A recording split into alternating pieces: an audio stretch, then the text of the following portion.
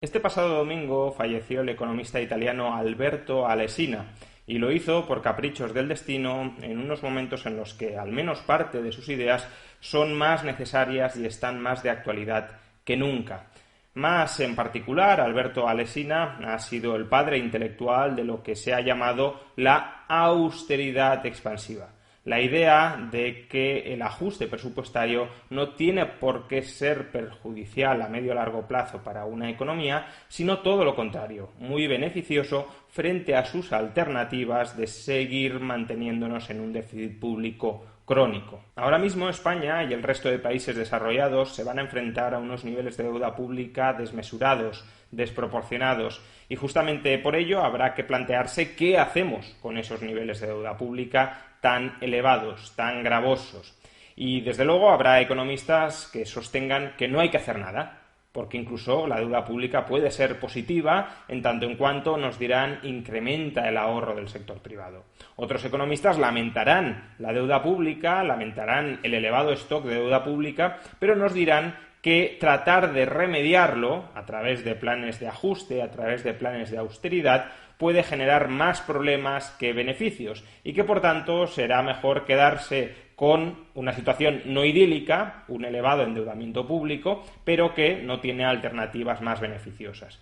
Y luego deberemos entrar en este debate, en esta discusión, otros economistas que pensamos, siguiendo la estela de las ideas, de las aportaciones de Alberto Alesina, que la austeridad no solo es imprescindible, sino que es muy beneficiosa frente a la alternativa de sobrecargar a nuestras economías con unos stocks de deuda pública gigantescos. Vamos a aprovechar este vídeo para resumir cuáles son las ideas fundamentales de la austeridad expansiva que propugnaba Alberto Alesina. Pero antes simplemente poner de manifiesto que las ideas que voy a exponer de Alberto Alesina se encuentran muy bien recogidas en su último libro, que además ha sido recientemente traducido al castellano por Ediciones Deusto. La austeridad, cuándo funciona y cuándo no. Podéis encontrar, de hecho, el enlace a este libro en la descripción del presente vídeo. Pero vamos a ello. ¿Cuáles son las ideas fundamentales de la austeridad expansiva de Alberto Alesina? Pues básicamente las podemos resumir en 4 proposiciones. La primera proposición es que los gobiernos responsables no deberían, en términos generales, aplicar nunca políticas de austeridad. Las políticas de austeridad no deberían ser la normalidad financiera de la inmensa mayoría de estados. ¿Y por qué razón? Bueno, pues porque es cierto que durante las crisis los déficits públicos se tienden a incrementar por los llamados estabilizadores automáticos. La recaudación fiscal cae y cae además desproporcionadamente, sobreproporcionadamente, porque si tenemos sistemas fiscales progresivos, obviamente una contracción generalizada de las rentas va a hacer que los ingresos caigan sobreproporcionalmente. Y además los gastos también se incrementan. Por ejemplo, el gasto en prestaciones de desempleo. Menos ingresos y más gastos significa más déficit público. Ahora bien, ese déficit público tiene una característica eminentemente coyuntural. No es un déficit público estructural del Estado. No es que el Estado sistemáticamente gaste más de lo que ingresa. El Estado está gastando más de lo que ingresa debido a una coyuntura que, si todo va normal, se tenderá a disipar. Las crisis van seguidas de recuperaciones y durante las recuperaciones los procesos anteriores se invierten. Los estabilizadores automáticos tienden a arrojar superávits presupuestarios. ¿Por qué? Pues porque la recaudación fiscal aumenta y además aumenta sobreproporcionalmente por la progresividad del sistema fiscal y las prestaciones de desempleo se reducen. El déficit coyuntural desaparece y se genera un superávit coyuntural que con el tiempo tiende a repagar la deuda pública que se acumuló durante las crisis. Por tanto, insisto, un gobierno financieramente responsable, aquel que equilibre ingresos y gastos de manera estructural y únicamente permita déficits coyunturales que van a ser compensados por superávits coyunturales, nunca tiene que aplicar políticas de austeridad. No tiene ni que subir impuestos ni que recortar los gastos porque ingresos y gastos fluctúan con la actividad económica y la actividad económica sanea el presupuesto. Ahora bien, y esta es la segunda proposición de Alesina, en ocasiones Y por desgracia, en presencia de gobiernos irresponsables financieramente en demasiadas ocasiones, las políticas de austeridad pueden ser indispensables. ¿Cuándo se vuelven indispensables las políticas de austeridad? Pues, por ejemplo, cuando tenemos, como decíamos, gobernantes irresponsables. Gobernantes que mantienen déficits no coyunturales, que, insisto, tienden a ser compensados por superávits también coyunturales, sino déficits estructurales. Gobiernos, estados, que gastan sistemáticamente más de lo que ingresan, que aprovechan, por ejemplo, las expansiones económicas, que son periodos en los que habría que generar superávits para compensar los déficits, aprovechan esos momentos de expansión no para equilibrar las cuentas y para amortizar deuda pública, sino para incrementar todavía más el gasto público, porque claro, como la recaudación está creciendo tanto, qué menos que aumentar proporcionalmente el gasto público. Pero claro, si el gasto público aumenta en las crisis y aumenta durante las recuperaciones, el gasto público tiende a crecer por encima de los ingresos, se genera un déficit estructural y ese déficit estructural genera acumulaciones de deuda pública que no es que solo aumenten durante las crisis, sino que aumentan durante las crisis y aumentan durante las recuperaciones, o al menos no se reducen durante las recuperaciones, y por eso cada nueva crisis el stock de deuda pública es más alto y más alto y nunca retrocede. En esos momentos, cuando un país alcanza unos stocks, unos niveles de deuda pública demasiado elevados desde el punto de vista de la sostenibilidad financiera, las políticas de austeridad, debido a la irresponsabilidad pasada de los gobernantes, devienen inevitables. Otras razones que podrían hacer inevitables las políticas de austeridad supuestamente distintas de la irresponsabilidad de los gobernantes, bueno, pues justamente los desastres naturales o las pandemias. Hemos dicho que los gobernantes han de mantener equilibrado el déficit estructural, es decir, que no haya un déficit estructural, que no se gaste estructuralmente más de lo que se ingresa. Se puede gastar coyunturalmente más de lo que se ingresa a cambio de que en el futuro se ingrese coyunturalmente más de lo que se gasta, pero que el déficit, el saldo presupuestario estructural, hay que mantenerlo equilibrado. Sin embargo, hay ocasiones en las que vienen catástrofes imprevisibles que elevan muchísimo el stock de deuda pública. La actual crisis sanitaria puede ser un ejemplo. Bueno, pues en esos casos no cabe imputarles, aunque ahora lo matizaremos, irresponsabilidad financiera alguna a los gobernantes y, por tanto, cabría decir que la austeridad que tiene que seguir en el futuro para reducir el stock de deuda pública que se ha generado por causas extraordinarias y exógenas a la gestión financiera de los gobernantes, pues que esas políticas de austeridad no derivan de la irresponsabilidad de los gobernantes, sino de algo totalmente imprevisible, de un desastre que nadie podía haber evitado.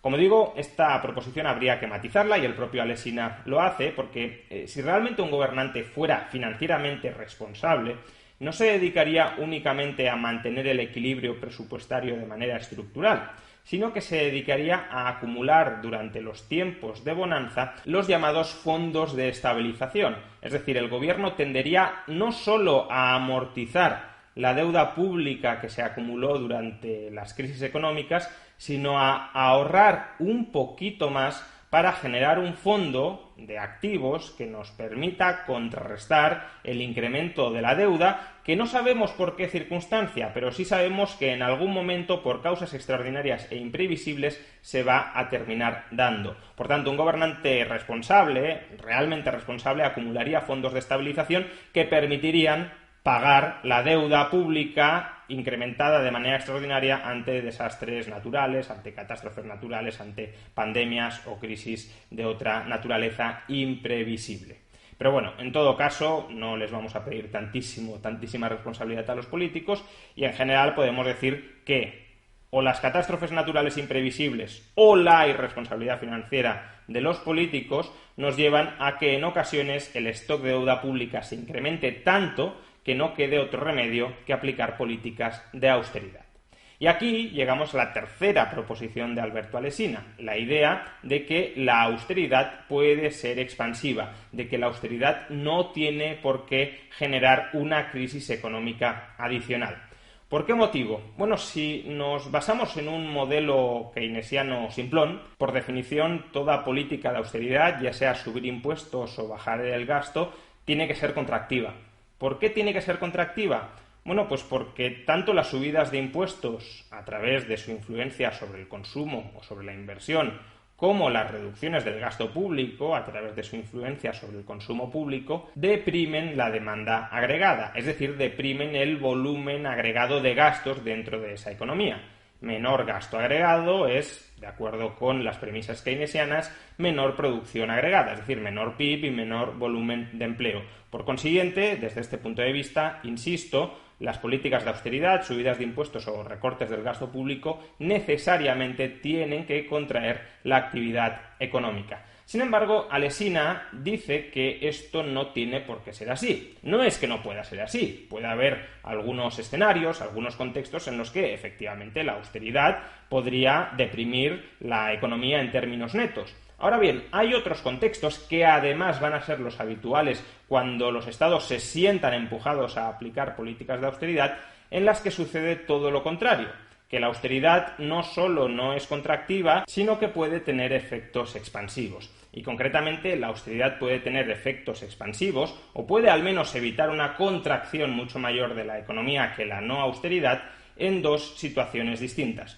Durante las fases expansivas, es decir, cuando las economías están creciendo, ¿en qué medida la austeridad contribuye a impulsar todavía más el crecimiento económico? Durante las expansiones suele darse el llamado fenómeno crowding out o efecto expulsión.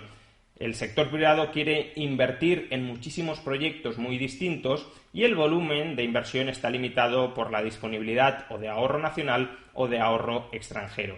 Si el gobierno capta mediante la emisión de deuda pública parte de ese ahorro nacional o parte de ese ahorro extranjero, el sector privado tiene menor capacidad para invertir que si el sector público no hubiese captado ese escaso ahorro nacional o ahorro extranjero.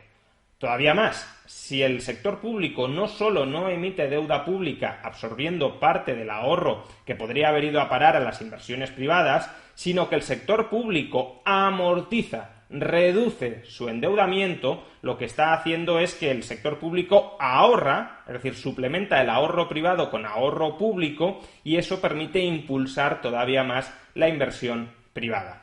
Pero, por supuesto, para que esto se dé, la economía tiene que estar en fase expansiva. Tiene que haber muchísimos proyectos empresariales que se quieran acometer en relación con las disponibilidades de ahorro, de financiación vía ahorro nacional o extranjero.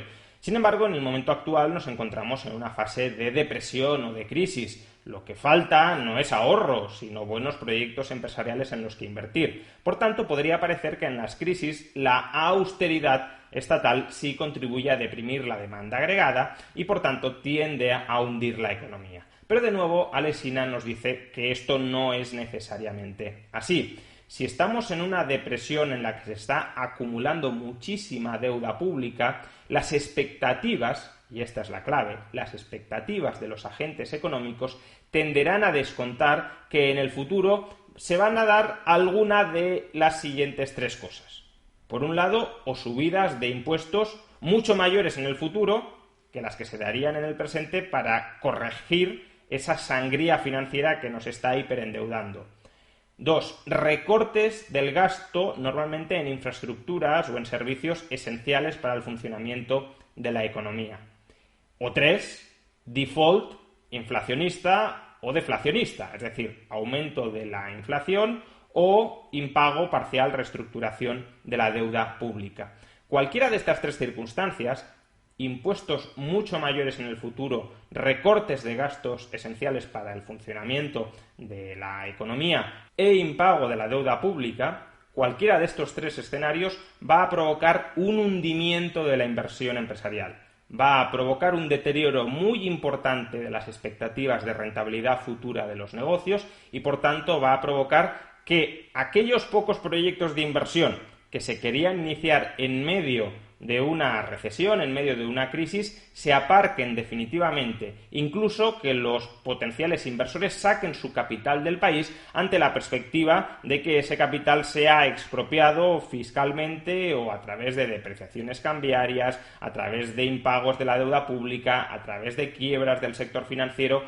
Cualquiera, como digo, de estos tres escenarios provoca un hundimiento de la inversión. Por tanto, si los planes de austeridad, que pueden ser duros en el corto plazo, Pero si los planes de austeridad lo que consiguen es estabilizar las expectativas inversoras, si lo que consiguen es calmar a la comunidad inversora, calmar a los ciudadanos y acreditar que en el futuro el país ni va a experimentar subidas fortísimas de impuestos, porque se para la hemorragia hoy, ni recortes de gastos esenciales, ni impagos de la deuda pública, los inversores pueden seguir manteniendo su ritmo de inversión, que puede ser un ritmo de inversión insuficiente para alcanzar el pleno empleo de los recursos, pero puede ser un ritmo de inversión superior al que se daría si mantenemos la hemorragia abierta, si seguimos endeudándonos, cuando todo el mundo sabe que el destino final de ese sobreendeudamiento serán muchos más impuestos, mucho menos gasto público,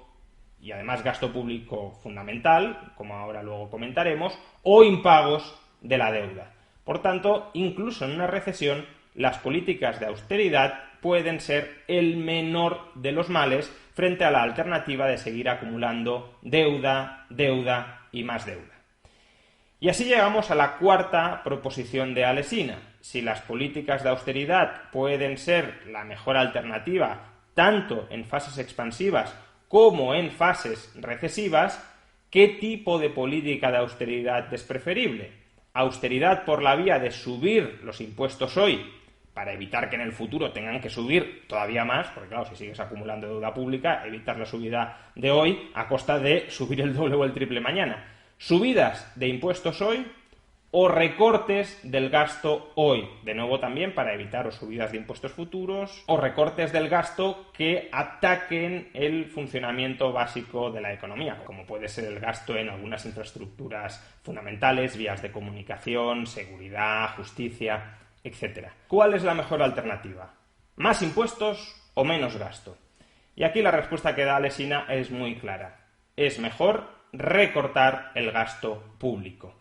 En sus análisis, lo que encuentra Alesina es que las políticas de austeridad aplicadas durante una crisis a través de recortes del gasto público, lo que provocan es que al cabo de 2 años la economía ya haya regresado a su nivel de PIB inicial. Es decir, las políticas de austeridad en una recesión son duras, menos duras que no aplicarlas, pero son duras, pero esa dureza dura 2 años. Al cabo de 2 años ya hemos regresado donde estábamos antes y en 3 estamos ya mejor que como estábamos antes de aplicar las políticas de austeridad. En cambio, las políticas de austeridad basadas en subidas de impuestos, lo que descubre Alesina es que ni siquiera pasados 4 años la economía recupera su nivel de PIB inicial. Al contrario, se sigue hundiendo en la miseria. No hay ninguna perspectiva de rebote como consecuencia de la aplicación de esas políticas de austeridad basadas en subidas de impuestos. ¿Y por qué motivo, por qué causa considera Alesina que es mucho menos gravoso recortar el gasto que subir impuestos? Pues sobre todo por 2 razones. La primera razón es que, claro, si lo que hacemos es subir impuestos hoy sin cortar la hemorragia de gastos expansivos, puede que a corto plazo evitemos acumular más deuda pública, pero los inversores son conscientes de que nos vamos a volver a encontrar en este problema pasados varios años. Imaginemos que las pensiones crecen a un 10% anual y los ingresos en materia de pensiones crecen a un 2% anual. Sí, el gobierno puede aprobar un impuestazo extraordinario este año para evitar que la seguridad social tenga déficit, pero es que si los gastos siguen creciendo un 10% anual, un 10% anual y un 10% anual, en el futuro vas a tener que volver a incrementar mucho más los impuestos. Con lo cual, si no has detenido la hemorragia por la que te estás desangrando, que es el incremento exponencial del gasto público, de poco sirve subidas de impuestos que meramente te equilibren el presupuesto a corto plazo. Por tanto, lo que en definitiva está diciendo Alesina es que las políticas de austeridad basadas en recortes del gasto estructural son mucho más creíbles, mucho más verosímiles para la comunidad inversora que las políticas de austeridad basadas en subidas de impuestos. Pero además hay un segundo motivo por el cual suele ser más conveniente ajustar, consolidar el presupuesto por el lado del gasto que por el lado de los ingresos. Subir los impuestos genera lo que los economistas llamamos pérdidas irrecuperables de eficiencia. Por explicarlo de manera muy sencilla, un incremento de impuestos sobre el trabajo tiende a reducir la oferta de trabajo, un incremento de impuestos sobre el capital tiende a reducir la oferta de capital. Es decir, las subidas de impuestos modifican el comportamiento de los agentes de tal manera que se reduce la disponibilidad de factores productivos y con menos factores productivos la economía crece menos. Por tanto, es preferible recortar el gasto, que no tiene efectos en forma de pérdidas irrecuperables de eficiencia sobre el crecimiento económico a largo plazo de un país, que subir impuestos, que sí tiene efectos sobre la dotación de factores productivos y que por tanto genera pérdidas irrecuperables de eficiencia. En definitiva, el mensaje que nos está mandando Alberto Alsina es bastante claro. Primero, austeridad sí. La alternativa a la austeridad en momentos de sobreendeudamiento público es mucho peor que la austeridad. Y segundo, austeridad por el lado del gasto, no austeridad por el lado de subir impuestos. Esto es, en esencia, la austeridad expansiva que propugnó Alberto Alsina. Descanse en paz.